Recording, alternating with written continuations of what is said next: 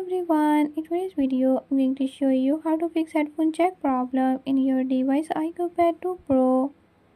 In this video I'm going to show you how to fix this issue. But before we get started, don't forget to hit the subscribe button and press the bell icon. Make sure to watch complete video and learn how you can do it.